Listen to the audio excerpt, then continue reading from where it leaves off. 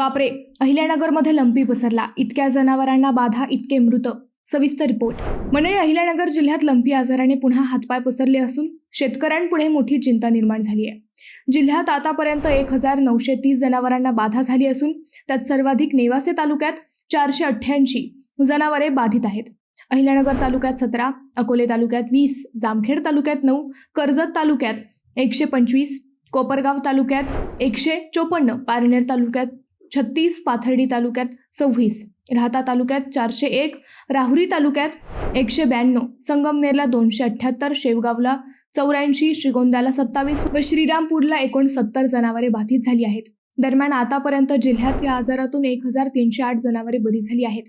दरम्यान या लंपी आजाराने कोणत्या तालुक्यात किती जनावरांचा बळी घेतलाय यावर एक नजर टाकूयात.